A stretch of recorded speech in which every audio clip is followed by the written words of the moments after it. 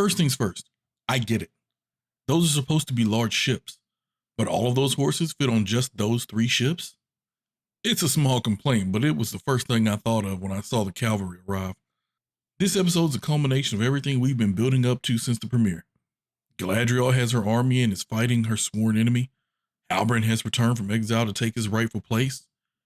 Arondir finally made a move on Bronwyn. And the Harfoots are irrelevant. While it was a pretty good plan to use the Watchtower as a means to thin the orc numbers before attempting a trap and to create a kill box for the remaining orcs, it was just as good of a maneuver on the other side to send in the humans who'd surrendered to fight them. Arondir noticing the blood was a nice way to reveal they were fighting their own. I have to mention that I know the elves have their natural remedies, but Arondir just wrote a bunch of dirt in Bronwyn's wound. Once they were barricaded inside the house, I thought Adar would just have the orcs burn it to the ground with the people trapped inside. He needed to find the hilt though, so it made sense why he wanted them alive. He chose Bronwyn as the next to be killed after 2 others in an attempt to encourage someone to tell him where the hilt was.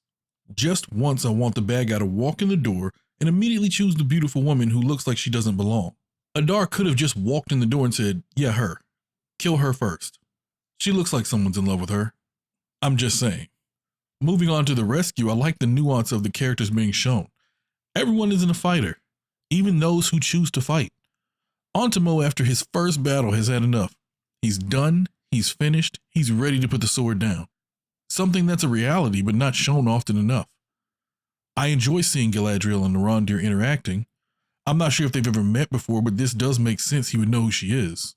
Her reputation does precede her. It really doesn't bother me how powerful Galadriel is the further we go into the season. I kind of see elves as vampires in a way. The older they are, the more powerful they get.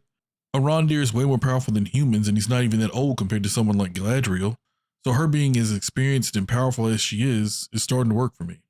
I do wonder why Adar isn't more powerful though if he's supposed to be even older. His plan does work out and he gets to destroy the Southlands by pulling a switcheroo with the hilt. Halbrand had only a couple of minutes to bask in the glory of being crowned king before his lands were immediately plunged into darkness. Not a good start to his rule. 2 last notes about Galadriel. Orcs are given more characterization here than I thought they might be. Galadriel is starting to look like she hates them just for who they are, not for anything they've done. Her speech to Adar when she's interrogating him sounds like she hates orcs simply for existing, which is a very bigoted point of view. If she's supposed to be our hero, I'm hoping this isn't the case. Not only because our main hero being a racist would be pretty awful, but also because I'm liking her with Halbrand. I don't think it will develop into a relationship, but I kind of hope it does. Let's hope the rest of the season keeps up the pace it set in this episode. Let me know what you thought of episode 6 in the comments below.